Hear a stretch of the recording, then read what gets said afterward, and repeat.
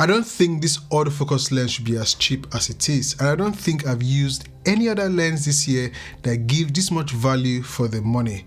It has been out for a while now, and after using it for a couple of months on real projects, I finally decided to make a review based on actual work instead of chat testing. It originally came in black, but now there's a silver L-mount version as well. I've used this lens for a good amount of time across different situations, mostly for video work. So if you're trying to figure out whether this is something worth adding to your kit, this video should help you make that decision. I've paired this lens with my Lumix S1RII Mark II most of the time, and occasionally with my S5 2X.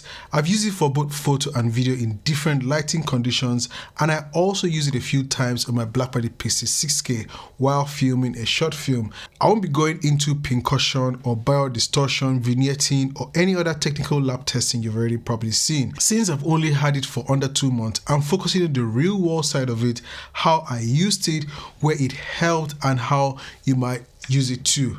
Now a little backstory, the 75mm focal length isn't too far from what most people are used to. If they shoot with a 24-70 or 70-200mm lens, the problem is that those lenses usually aren't budget friendly. They're heavy, most of the time front heavy, and most of them only open up to f2.8. Having a 75mm lens like this with a maximum aperture of f2 is a refreshing option. There are plenty of 85mm alternatives on the market from other brands too, and many of them are 1.4 lenses priced somewhere around the $400 to $500 mark. That naturally makes you wonder whether a lens like this is even worth considering. I've used an 85 f1.4 in E mount for a good while now, where I just switched from E to L mount fully, and there have been so many situations where I didn't want to shoot with it just because the focal length was too tight. I'll come back to that part later on in this video. This 75mm is also available in Sony E mount and Nikon Z mount. It uses a 9-blade aperture that produces nice rounded bokeh, and the optical design includes 10 elements in 7 groups. One of those is an extra low dispersion element, and 4 others are high refractive index elements, which help keep the lens compact and lightweight. The entire build of this lens is metal, and the lens uses an STM motor with eye, animal, and vehicle autofocus support. It weighs around 330 grams depending on whether you have the hood on and the caps installed. The filter size is 62mm, which is different from the 40mm f2 sibling. That helps since filter sizes are cheaper when they are smaller.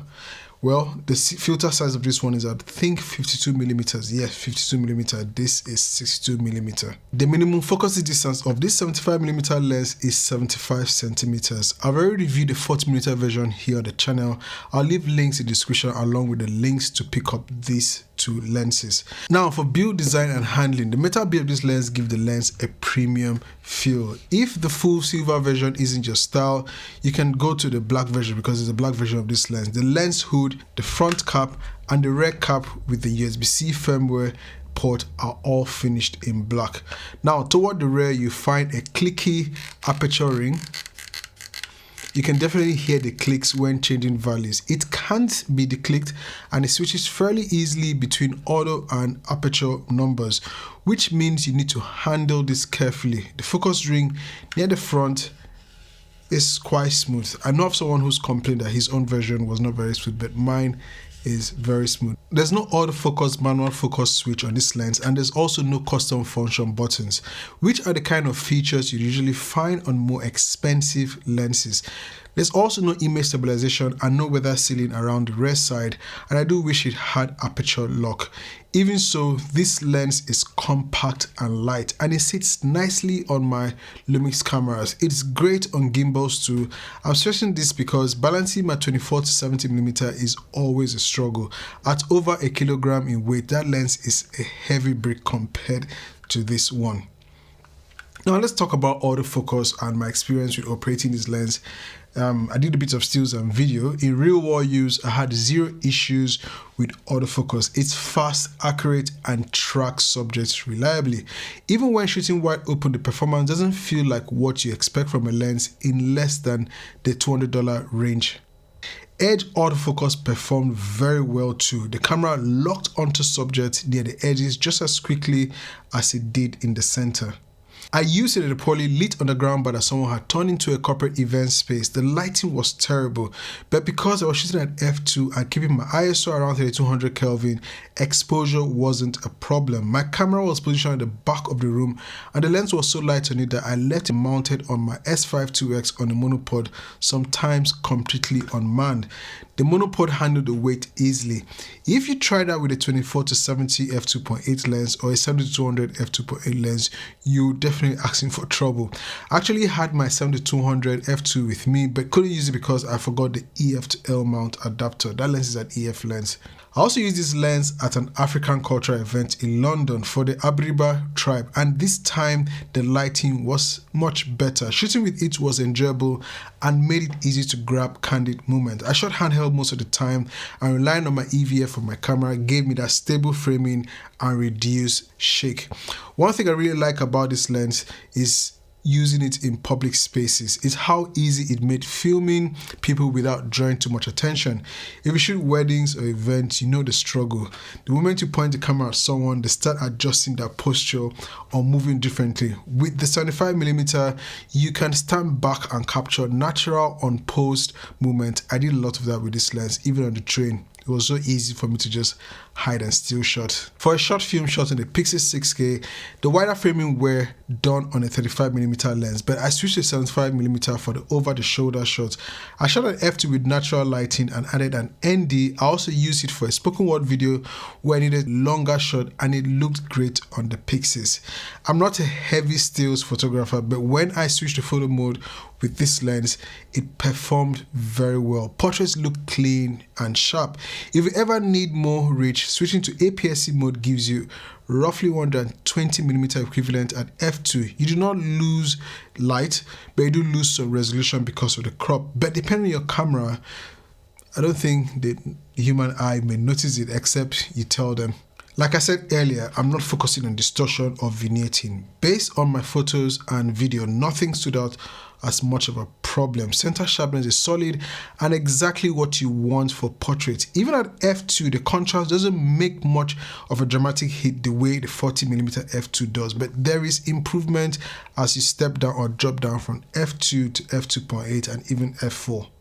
For flaring performance, this is how the lens behaves at f2, then at f2.8, and now f4. Also, bokeh stays nicely rounded and there is no onion ring patterns. Now, when it comes to focus breathing, there is moderate amount of focus breathing coming out of this lens. If you are into focus stacking in photo mode or manually pulling focus for video, the amount of focus breathing might be an issue for you. This lens offers strong value. It's compact, lightweight, and built entirely from metal, which gives it a premium feel. It produces pleasing rendering and bokeh. The autofocus performance is solid and the focal length works well for many situations. There are a few drawbacks for me, and it is the lack of an iris lock. I can deal with it not having an autofocus manual focus switch, as I can activate and deactivate that from my camera. It also doesn't have weather sealing and the focus breathing is noticeable. Even so, these are limitations that are manageable depending on how you shoot. So my cine lenses, which cost 5 to 7 times more than these, breathe absolutely ridiculously, so this isn't a deal breaker for me. So should you invest in this lens? If you can accept the few drawbacks, then yes. The lens performs well without any major issues. It's a great choice for hobbies, portrait shooters, travelers, and hybrid shooters who don't need flagship autofocus or pro-level weather sealing.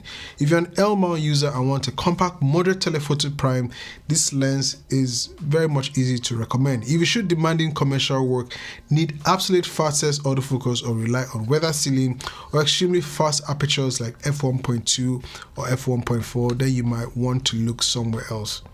I run another channel where I shoot a lot of podcasts, and this lens gives me the perfect framing here in the studio. I've even preferred to use this than my 85mm, which makes it very tight shot. Even the 85mm wouldn't give me the same particular spacing this lens gives me. It's small enough to fit in a compact bag and works perfectly as a walk-around portrait lens. It handles well on my S1RII and stays balanced when shooting handheld. Links in the description if you want to pick one up. If you enjoyed the video, hit the like and consider subscribing. I'll see you in the next one. It's your Filmmaker. God bless and peace.